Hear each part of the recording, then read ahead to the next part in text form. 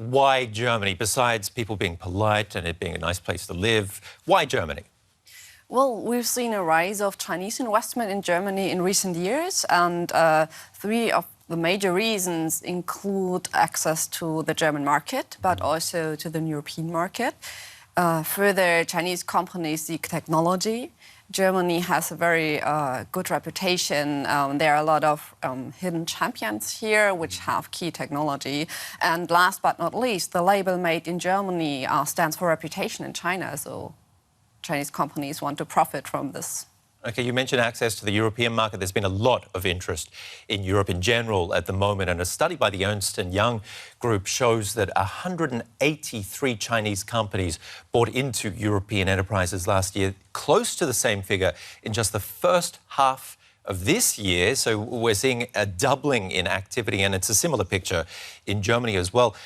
What interests me is why German firms over other European operations? Is there a particular interest here in comparison to, say, France or somewhere else in Europe? Well, coming back to the point I just mentioned, Germany has a high, so to say, density of hidden champions. So we see a lot of Mittelstand companies which have a key technology in their specific market niche.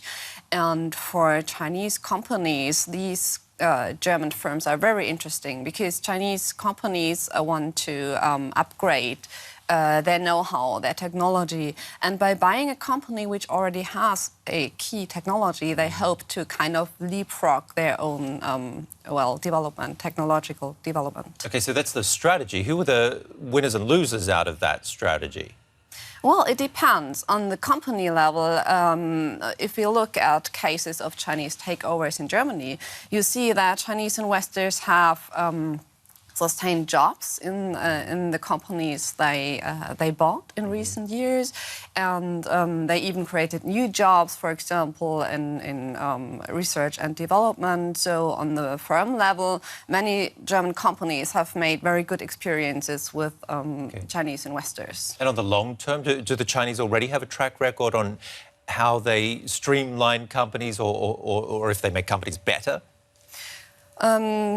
Well, many Chinese investors have left the German management in their position. So they say, well, the German management has the experience to manage the company, to manage relations with the public. And this seems to be a very good strategy to manage the company taken over. It's very hard to judge from a long-term perspective because it's a very recent development. Sure. What happens, though, when the liquidity dries up? That's something that could happen further down the road. It might happen. It might happen in the long run, but most of the Chinese investors we see here in Germany are strategic investors. So they really want to gain foot on the German and the European market, and they have a long-term interest in keeping up the company. And German firms, are they treated the same when they go to China and go shopping? Well, this is one of the major issues in Chinese-German relations because we see a lack of reciprocity. So Chinese companies have free access to the German market, but vice versa, there are a lot of barriers for German companies that want to invest in China. So this is really a key issue here. And it's something that the German government made a point of over the KUKA case, the robotics company that the Chinese have bought into. They didn't manage to get that far with making that point, though.